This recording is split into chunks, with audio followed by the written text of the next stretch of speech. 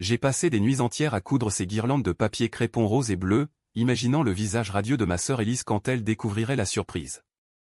Mais au cœur de la fête, sous les regards complices de nos amies communes, elle a attrapé le micro et a hurlé « C'est toi, Camille, qui devrais porter cet enfant, pas moi, avec ton ventre vide et ton utérus maudit. » Le silence qui a suivi n'était pas un vide, c'était une lame qui m'a éviscéré, et dans ce moment, j'ai su que ma vengeance ne serait pas un cri, mais un poison lent qui rongerait son âme jusqu'à l'os.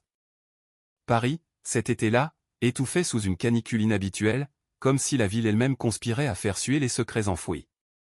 J'habitais un petit appartement au 5e étage sans ascenseur dans le Marais, un de ces immeubles haussmanniens aux murs lézardés qui sentent le passé et la moisissure.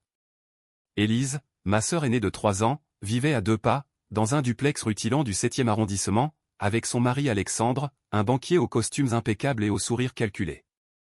Nous avions grandi ensemble dans une banlieue grise de Saint-Denis, fille d'une mère coiffeuse et d'un père ouvrier qui nous avait quittés trop tôt pour un cancer des poumons. Élise avait toujours été la belle, la conquérante, moi, Camille, la discrète, celle qui réparait les pots cassés. La nouvelle de sa grossesse m'avait frappé comme un cadeau empoisonné. « Je suis enceinte », m'avait-elle annoncé au téléphone, sa voix chantante masquant à peine une pointe de triomphe. J'avais 32 ans, elle 35, et depuis 5 ans, je luttais contre l'infertilité. Des rendez-vous chez le gynécologue, des piqûres hormonaux qui me laissaient nauséeuse, des FIV ratés qui vidaient mon compte en banque et mon espoir. « Félicitations », avais-je murmuré, la gorge nouée, en me forçant à rire. Et puis, l'idée m'était venue, organiser sa baby shower. Pas par générosité pure, non par un besoin viscéral de me prouver que j'étais encore utile, que notre lien de sang valait plus que la jalousie qui me rongeait les nuits. J'ai tout planifié avec une précision maniaque. Des invitations calligraphiées sur papier vélin, envoyées à une vingtaine d'amis triés sur le volet nos copines de fac, les voisines de quartier, même la tante Martine qui tricotait des chaussettes pour bébé. Le lieu, mon appartement, transformé en cocon festif. J'ai dépensé 800 € chez Merci, ce concept store du Marais où les objets design se vendent comme des reliques. Ballons en latex biodégradable gonflés à l'hélium, guirlandes de fanions cousus main, une table basse couverte de macarons la durée aux saveurs de framboise et de pistache, et un gâteau à étage commandé chez un pâtissier de la rue des Rosiers, décoré de minuscules couches en sucre filé. J'ai même loué une machine à Polaroid pour que les invités immortalisent l'instant, imaginant déjà les photos encadrées sur le mur d'Élise. Les jours précédents, j'ai répété mon discours dans le miroir de la salle de bain, les yeux cernés par l'insomnie. « Élise, tu vas être une mère extraordinaire.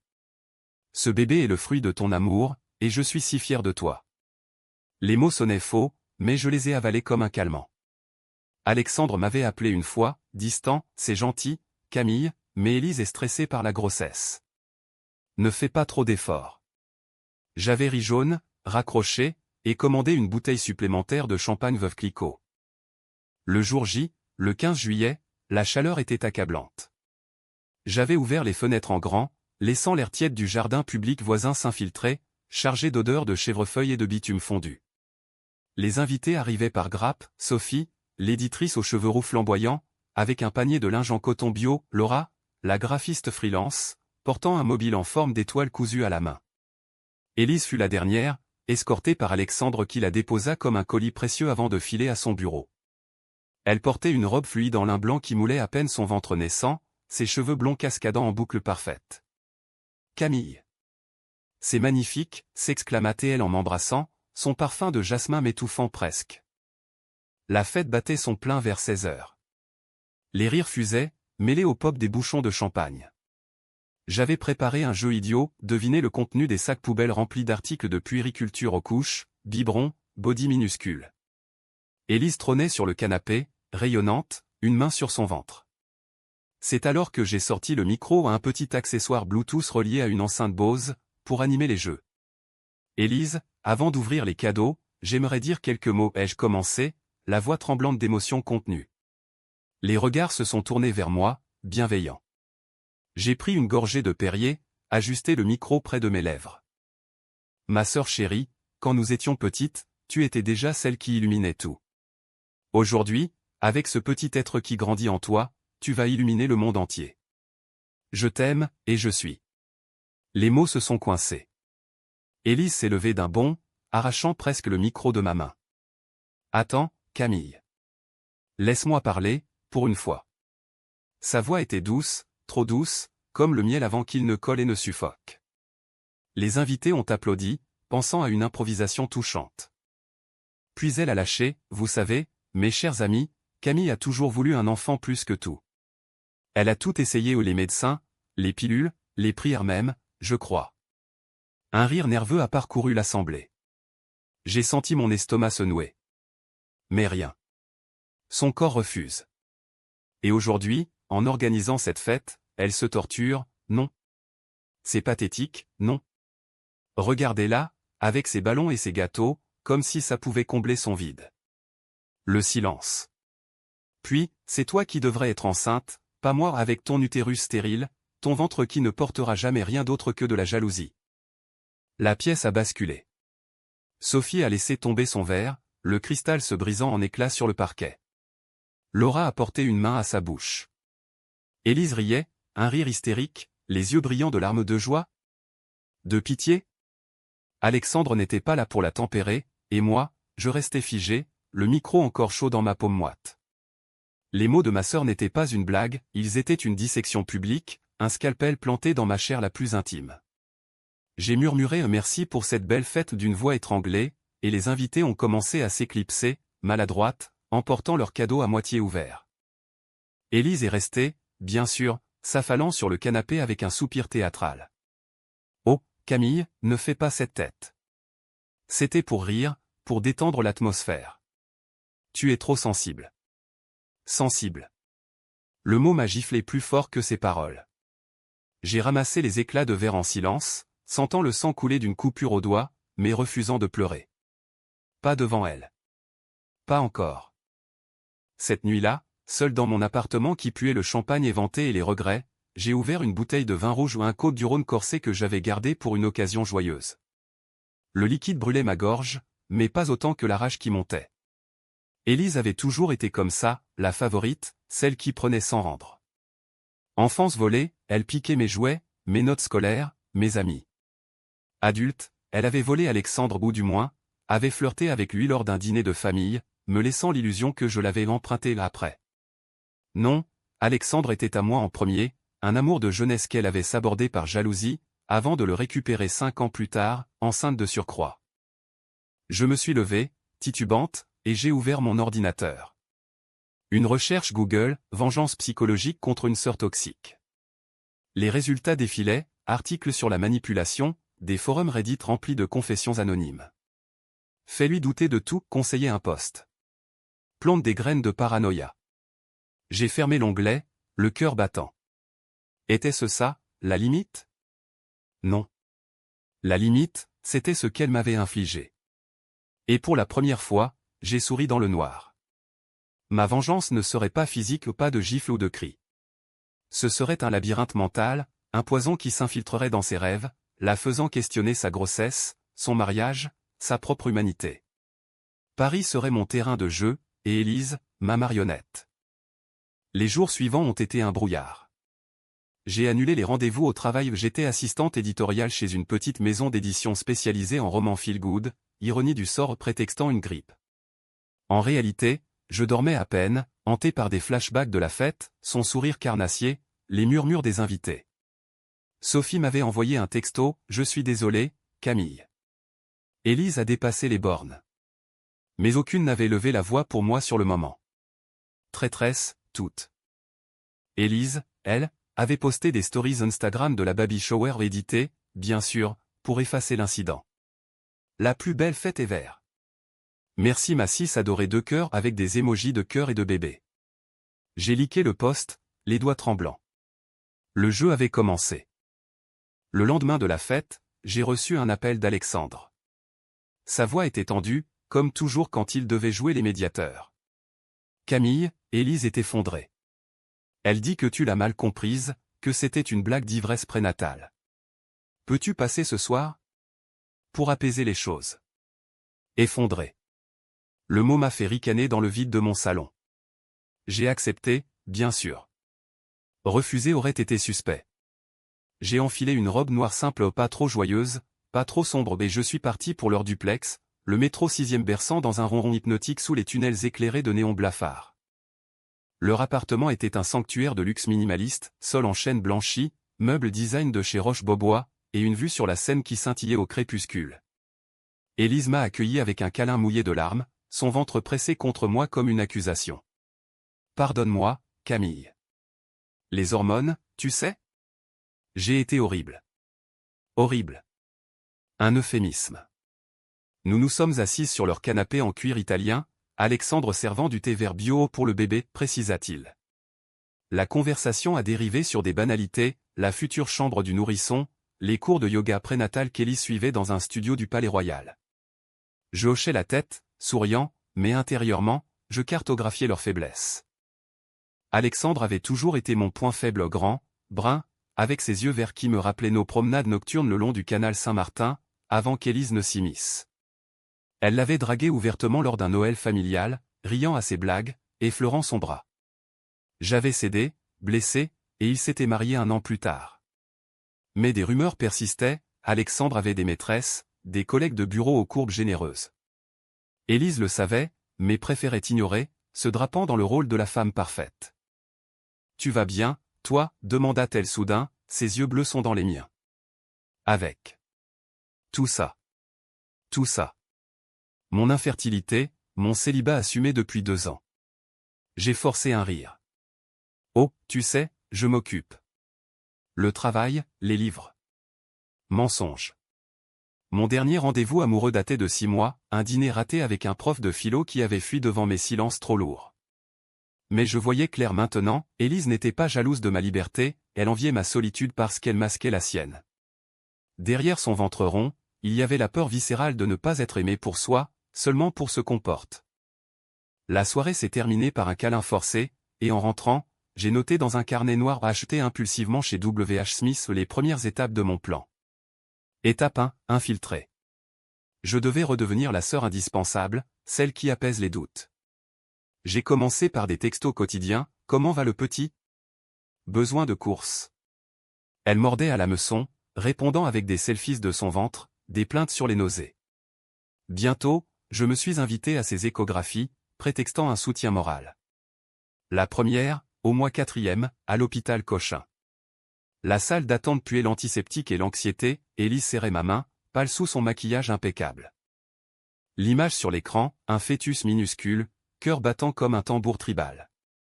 C'est une fille, annonça le médecin, un homme chauve aux lunettes épaisses. Élise pleura, joyeuse.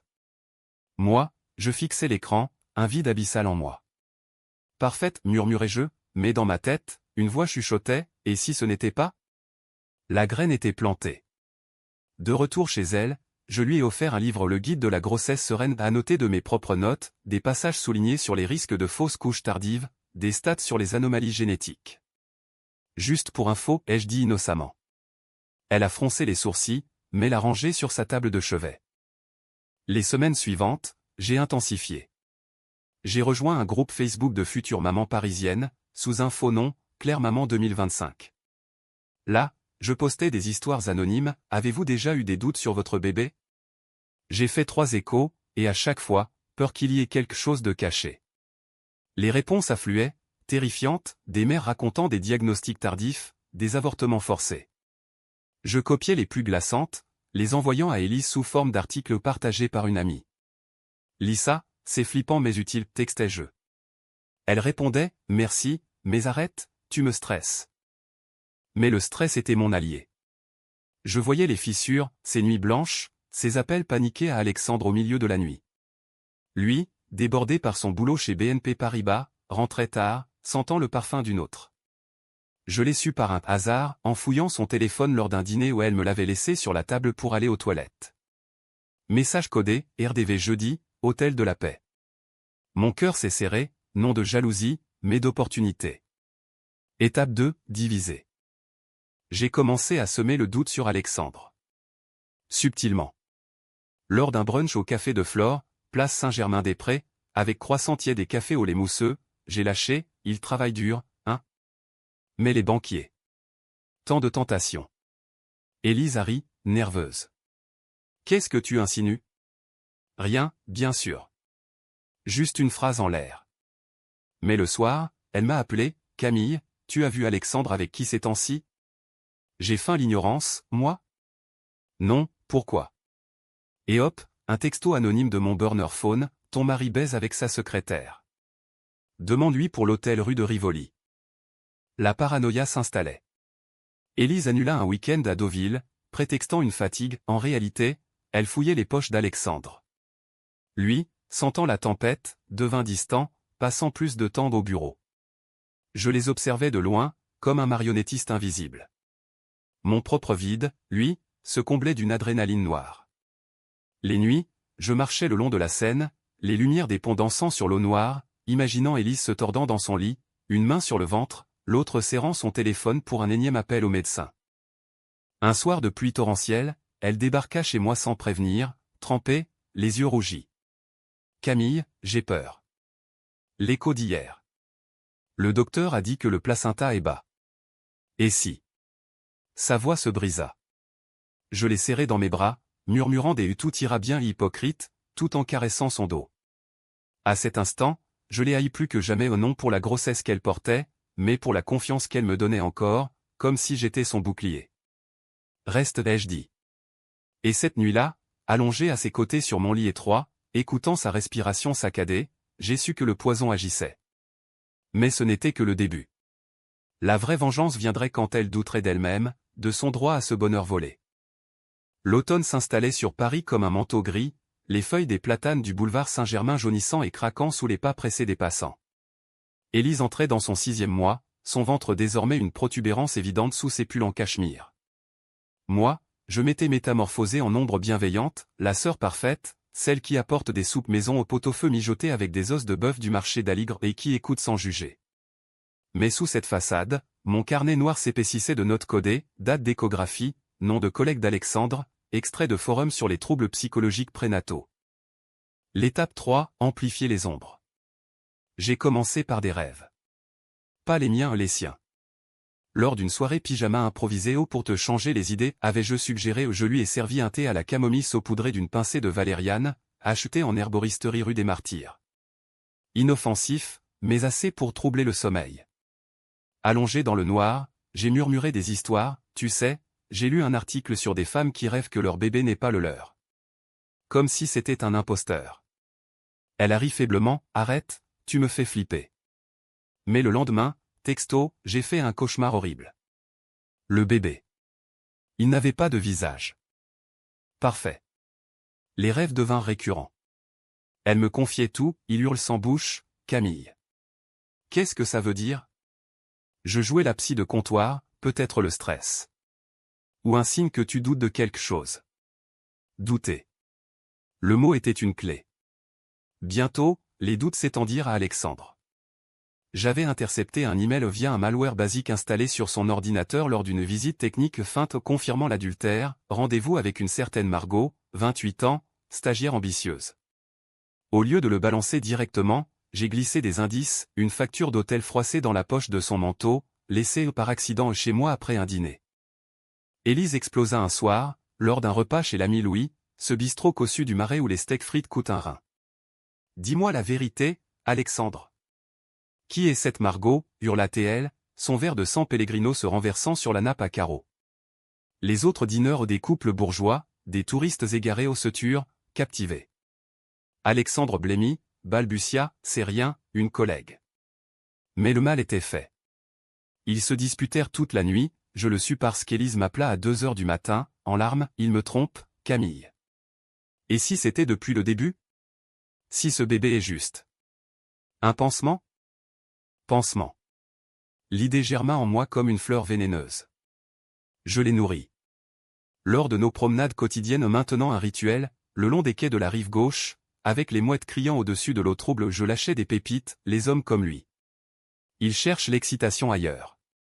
Surtout quand la routine s'installe, comme avec une grossesse. Ses pas ralentissaient, sa main se crispait sur son ventre. Et si je ne suis pas assez? Si le bébé change tout? Je hochais la tête, compatissante, c'est normal de se poser ces questions. Tu es forte, Élise. Mais l'honnêteté commence par soi. L'honnêteté. Ironie cruelle.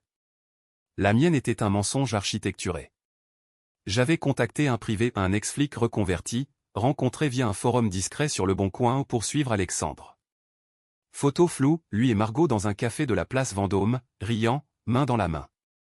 Je les ai envoyés à Élise depuis un compte anonyme, regarde qui il console. Elle ne dormit plus. Ses yeux s'enfonçaient dans des cernes violets, elle annula des rendez-vous, se replia sur elle-même. Alexandre, acculé, promit une thérapie de couple. Pour nous, pour le bébé, plaida-t-il. Mais le doute avait gangréné leur lit conjugal. Mon propre corps, lui, hurlait son silence. Un rendez-vous chez le médecin confirma ce que je savais, une nouvelle FIV échouée, des réserves de trop basses. Reposez-vous, madame, conseilla-t-il. Reposez. Au lieu de ça, je canalisais la douleur en carburant. Une nuit, après un verre de trop, un Chablis sec bu seul face à la tour Eiffel illuminée depuis mon balcon exigu où j'ai pleuré pour la première fois depuis la fête. Pas pour Élise, mais pour la fille que je ne serai jamais. Puis, séchant mes larmes, j'ai ouvert mon carnet, étape 4, révéler le passé. Le passé d'Élise était un terrain miné. Je le connaissais par cœur, notre adolescence chaotique, les disputes avec maman après la mort de papa, les soirées arrosées où elle draguait les garçons pour combler le vide. Et Alexandre, il avait été mon premier amour, un été à 22 ans, lors d'un festival de jazz à La Défense. Nous avions dansé sous la pluie, nos corps collés, promesses chuchotées. Puis Élise était intervenue, séductrice, me reléguant au rôle de la meilleure amie. J'avais pardonné, ou faim. Mais maintenant. J'ai organisé un dîner de réconciliateur chez moi, foie gras de canard, magret à la plancha, et un album photo exhumé du grenier familial. Photo jaunie, nous trois, jeunes, insouciants. Regardons nos racines, proposai-je. Élise, fragile, accepta. Tournant les pages, je m'arrêtai sur une, Alexandre et moi, enlacés lors d'une fête. Tu te souviens, demandai-je doucement. Elle pâlit. C'était il y a si longtemps. Mais ses yeux trahissaient, la culpabilité, le vol. Il m'aimait vraiment, tu sais. Avant toi. Les mots étaient sortis, calmes, comme une confidence. Elle serait dit, qu'est-ce que tu insinues? Que je l'ai piqué? Je haussai les épaules, non, juste. Le destin. Le destin. Cette nuit, elle rentra chez elle, et le lendemain, elle m'appela en sanglots, j'ai rêvé qu'Alexandre me quittait pour toi. Que le bébé était à vous. Parfait. Les fils se resserraient. Paris, avec ses rues labyrinthiques et ses cafés murmurants, devenait le théâtre de sa descente. Et moi, au centre, invisible, je tirais les cordes. Mais un doute me taraudait, et si je perdais le contrôle? Si le poison me rongeait aussi? Je les chassais, verrouillant mon cœur. La vengeance n'attend pas la pitié. Hiver précoce cette année-là, avec des flocons timides saupoudrant les toits de zinc parisiens, transformant la ville en une carte postale mélancolique. Élise était au 7e mois, son corps alourdi par la grossesse, ses mouvements lents comme ceux d'une créature piégée. Nos soirées sœurs étaient devenues un rituel hebdomadaire, je cuisinais aux blanquettes de veau, tendres morceaux fondant dans la bouche et elle se confiait, un verre de jus de grenade à la main. Camille, je ne sais plus qui je suis, avoua-t-elle un soir, levée dans mon fauteuil Voltaire usé. Cette grossesse. Elle me dévore. Je hochai la tête, les yeux doux, mais intérieurement, je jubilais. L'étape 4 se muait en 5, creuser les racines. Le passé n'était pas qu'un album photo, c'était une mine d'or de secrets. Je me rappelais une nuit d'adolescence, Élise, 17 ans, ivre lors d'une fête clandestine dans une cave de Belleville. Elle avait couché avec le petit ami de notre cousine Léa, un type louche nommé Marco, tatoué et dealer à ses heures. Conséquence, une IVG discrète, payée cash par maman, qui avait pleuré des nuits entières. Élise avait juré le silence, j'étais la seule à savoir. Comment l'utiliser? Subtilement. Lors d'une visite chez maman à notre vieille maison de Saint-Denis, avec ses murs tapissés de photos fanées et son odeur de shampoing bon marché, je fis diversion. Maman, les cheveux grisonnants noués en chignon, servait du thé à la menthe. Rappelez-vous cette époque, maman? Quand Élise sortait tant. Élise se figea, cuillère en suspens. Maman hésita, puis, oh, ma chérie, tu étais si sauvage. Mais tout ça est oublié. Oublié? Non. Plus tard, seul avec Élise dans la cuisine exiguë, je murmurais, maman en parle encore, parfois. Cette fête à Belleville. Marco. Ses yeux s'écarquillèrent, quoi? Elle sait? Je feignis la surprise, je croyais que tu lui avais dit. Désolé. Le doute s'implanta comme une épine. Bientôt, Élise interrogea maman, obtint des demi-vérités, c'était dur, mais tu as grandi. La culpabilité la rongeait. Elle commença à me questionner sur mon propre passé, et toi, Camille? Tu n'as jamais regretté. Alexandre? Je souris tristement, si. Mais la vie avance. En réalité, je revivais nos moments volés dans mes rêves éveillés, ces baisers salés par la pluie, ces promesses brisées. La jalousie d'Élise pour ma force, celle qui endure sans enfant ou se muer en auto-flagellation. Je ne mérite pas ce bébé, confia-t-elle un jour, lors d'une séance de manucure chez un salon de la rue du Faubourg Saint-Honoré. Ses ongles, vernis rose pâle, tremblaient. Alexandre, de son côté, sombrait. L'adultère révélé par un autre texto anonyme, plus explicite, photo cette fois, avait déclenché une crise. Il avait plaidé, offert des bijoux de chez Cartier, un bracelet en or blanc serti de diamants, que Élise portait comme une menotte. Mais la confiance était morte. Il me regarde comme si j'étais une étrangère, se plaignit-elle. Je conseillais, par lui. Ou. Observe. Observez. J'avais glissé un enregistreur minuscule dans leur chambre, un gadget high-tech acheté sur Amazon, camouflé en prise murale et je recevais les fichiers audio nightly. Dispute étouffée, tu m'as trompé pendant que je portais notre enfant, criait-elle. Lui, froid, et toi, avec tes humeurs? Tu n'es plus la même. Le bébé, innocent, devenait le bouc émissaire. Élise développait une obsession, des échographies supplémentaires, des tests génétiques inutiles. Et si c'est mal formé? Si c'est ma faute, à cause de... Avant? À cause de Marco, sous-entendais-je. Les nuits, elle ne dormait plus, arpentant leur duplex au mur blanc, ombre massive sous la lune filtrant par les velus. Moi, je l'accompagnais à ses cours de préparation à la naissance, dans une salle aseptisée du 16e, entourée de ventres ronds et de maris attentionnés. Là, je semais, regarde-les, si serein. Toi aussi, tu le seras si tu lâches prise. Lâcher prise. Ironie, elle s'accrochait, paniquée. Un incident marqua le tournant. Fin novembre, une alerte, contraction précoce. Hôpital Necker, urgence bondée d'enfants fiévreux et de mères épuisées. Je l'accompagnais, tenant sa main moite tandis qu'on la monitorait. Stress induit, diagnostiqua le gynéco, une femme aux cheveux courts et au ton sec. Reposez-vous, madame. Et cessez les ruminations. Élise pleura dans mes bras, c'est ma faute, Camille. Tout est ma faute. Je la berçai, murmurant, non, c'est le passé qui te hante. Affronte-le. Affronter. Le lendemain, je lui envoyai un lien à un article sur les traumas non résolus et infertilité émotionnelle. Elle le lut, et appela, c'est pour moi, ça? Que je suis toxique? Toxique. Le mot rebondit en moi comme un écho. Était-ce elle, ou moi?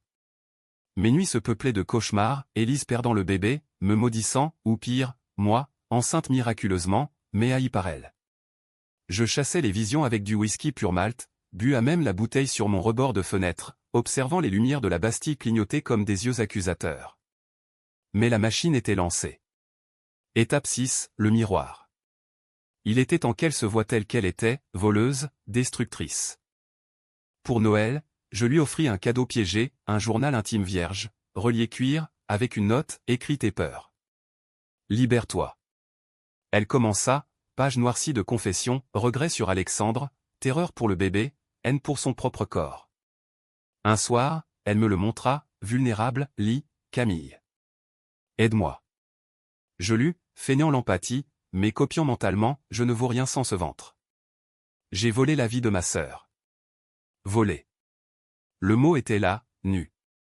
Paris grelottait sous un froid mordant, les vitrines des galeries Lafayette illuminées de guirlandes kitsch. Et moi, au cœur de ce tourbillon, je sentais la vengeance mûrir en fruits amers. Bientôt, le point de non-retour. Janvier 2026 s'ouvrit sur une Paris engourdie par le gel, les fontaines de la place de la Concorde figées en cristaux éphémères, les Parisiens emmitouflés dans des écharpes de laine qui masquaient leurs expressions. Élise, 8e mois, était une silhouette gonflée, ses chevilles enflées sous des chaussettes de contention, son visage marqué par l'insomnie chronique. Notre lien, tordu en parodie de sororité, atteignait son apogée toxique, elle me téléphonait 5 fois par jour, voix chevrotante, pour des riens le bébé bouge moins, c'est normal? Et je répondais, voix de velours, semant des graines finales. L'étape 6, le miroir brisé. J'avais tout orchestré pour que la vérité ou ma vérité explose comme un feu d'artifice macabre. D'abord, Alexandre. Nos échanges secrets et initiés par moi via un profil fake sur LinkedIn, consultante en RH, avaient porté fruit. Rencontrons-nous, lui avais-je écrit. Pour parler de Élise. Elle sombre. Il mordit, désespéré. Rendez-vous dans un café anonyme de la rue de Birague, près de la place des Vosges, avec ses arcades sombres et son air de confessionnal séculaire. Il arriva, cravate défaite, yeux injectés, Camille. Qu'est-ce que? Je souris, chut. Je sais pour Margot. Et je sais que tu regrettes. Il s'effondra, confessant tout, l'ennui du mariage, la pression de la paternité imminente, le regret de m'avoir perdu pour Élise. C'était toi, au début. La vraie. La vraie. Les mots me transpercèrent, un mélange de triomphe et de deuil. Je tendis une main, aide-moi à la sauver. Ou à la confronter. Il accepta, brisé. Plan, une fuite orchestrée. Je lui donnai un USB contenant les enregistrements de leur dispute, plus des faux mais suggérant qu'Élise avait elle-même trompé par le passé, inspiré de Marco, amplifié. Élise trouva l'USB par accident glissé dans la poche de son manteau par Alexandre, sur mon ordre. Ce soir-là, chaos, hurlements dans leur duplex, verre brisé, elle le chassant, sortait. Vous êtes tous les deux des monstres. Alexandre partit à l'hôtel, me laissant un message, c'est fait. Mais je t'aime encore, Camille. Aimait-il? Peu importait. Le vide en elle grandissait. Pour le bébé, le coup de grâce. J'avais contacté un médium, une voyante bidon du marché aux puces de Saint-Ouen, payé cash pour une séance truquée. Séance spirituelle pour future maman, annonçai-je à Élise. Curieuse, terrifiée, elle accepta. Dans un arrière-salon enfumé d'encens bon marché, la femme voyante aux boucles teintes et au collier clinquant contacta les esprits. Votre passé vous hante, mademoiselle. Un enfant perdu. Marco? Il revient, avec une ombre sur ce ventre. Élise blêmit, agrippant la table Ouija, quoi? Le bébé? La voyante, scriptée, il y a un choix. Libérer le passé, ou il emporte tout. La nuit suivante, crise, Élise se réveilla en sueur, contraction vraie cette fois. Urgence à l'hôpital Saint-Louis, sirène hurlant dans la nuit glacée. Je la suivis en taxi, main dans la sienne, respire, tout ira bien. Mais intérieurement, je priais pour le pire, non la perte, mais la peur éternelle. Diagnostic, fausse alerte, mais recommandation d'hospitalisation pour monitoring. Elle resta 3 jours, perfusion et moniteur bipant comme des sentences. Alexandre vint, penaud, elle le chassa. Seule avec moi, elle craqua, c'est moi, Camille. Je suis maudite. J'ai volé ta vie, ton amour. Et maintenant, ça me rattrape. Voler. Le mot jaillit enfin, pur. Je feignis les larmes, Élise. Oui. Mais pardonne-toi. Non, je ne pardonnais pas. La vengeance culminait, je lui avouai partiellement, j'ai aidé Alexandre à te confronter, pour ton bien. Trahison. Ses yeux s'emplirent de rage, tu? Ma propre sœur? Oui. Elle me mit dehors, mais le mal était fait. Seule dans son lit d'hôpital, elle rumina, le miroir de sa culpabilité reflétant une femme brisée. Dehors, Paris sous la neige fondante, je marchais des heures, le froid mordant mes joues. La limite franchie, j'avais gagné, mais à quel prix? Mon ventre vide hurlait plus fort, Alexandre textotait des regrets, et Élise. Elle accoucha prématurément 2 semaines plus tard, une fille en bonne santé nommée Louise. Mais la joie? Éteinte. Lors de la visite à la maternité où pitié salpêtrière, odeur de talc et de désinfectant où elle me regarda, vide, entre, mais sache que je sais. Savait-elle tout? Peu importait. La revanche était consommée. Février apporta un redout trompeur, la scène gonflée par les pluies, charriant des feuilles mortes et des promesses avortées. Louise, minuscule paquet rose aux yeux clos, devint le centre du monde d'Élise, un monde fissuré, tenu par des couches de culpabilité et de médicaments. Moi, exilé volontaire, je revenais par bribes, un panier de body bio livré chez elle, un texto aux félicitations, tata t'aime. Mais l'air entre nous était vicié, chargé d'un silence qui hurlait plus fort que des mots. La vengeance achevée, que restait-il? Un vide plus grand. Alexandre m'appelait en secret, voix rauque dans la nuit, viens, Camille. On recommence. Je refusais, mais cédais parfois à un baiser volé dans l'ombre d'un porche du Marais, ses mains familières sur ma peau. Pas d'amour, juste une revanche charnelle, un moyen de reclin ce qu'elle avait pris. Élise le sut, bien sûr, une confrontation explosive chez maman, Noël en retard, tu couches avec mon mari? Après tout, hurla-t-elle, Louise pleurant dans ses bras. Je haussai les épaules, ton mari? Il était à moi d'abord. Le cercle se refermait. Maman, témoin muet, pleura, mes filles. Arrêtez. Mais nous ne pouvions. Élise, rongée par la postpartum diagnostiquée tard, après des semaines de baby blues amplifiées par mes poisons, entra en thérapie. J'ai été toxique, confia-t-elle lors d'une séance commune imposée par la famille. L'humiliation à la baby shower. C'était ma jalousie qui parlait. Pour ton infertilité, Camille. J'enviais ta force. Force? J'éclatais d'un rire amer, force? C'était de la survie. La thérapie dura des mois, dans un cabinet lambrissé du 8e, avec une psy aux lunettes rondes qui disséquait nos traumas comme un chirurgien. Révélation, Élise avoue à Marco, les avortements fantômes de son imaginaire, moi, je lâchais des bribes la douleur des FIV, la rage contenue. Alexandre partit pour de bon, emportant Margot et un divorce coûteux. Libéré, dit-il, mais ses yeux trahissaient le regret. Et moi? Un printemps timide fleurit sur Paris, les cerisiers du champ de Mars en bouton rose. J'adoptai un chat errant, gris comme mes humeurs, et repris le travail, éditant des romans sur la résilience. Élise et moi? Un armistice fragile, cafés occasionnels au Flore, avec Louise gazouillant entre nous. Pardon, murmura-t-elle un jour, larmes dans les yeux. Pour la shower. Pour tout. Je serrai sa main, pardon accepté. Mais souviens-toi, le poison tue des deux côtés. La vengeance m'avait guéri, ou du moins cicatrisé. Plus de jalousie viscérale, juste une clarté froide. Paris, éternel, continuait son ballet, klaxons furieux, amours éphémères, secrets enfouis sous les pavés. Et moi, marchant le long de la rue de Rivoli, vent tiède dans les cheveux, je sus, l'humiliation n'était pas finie, mais transformée. En force, peut-être. En silence assourdissant.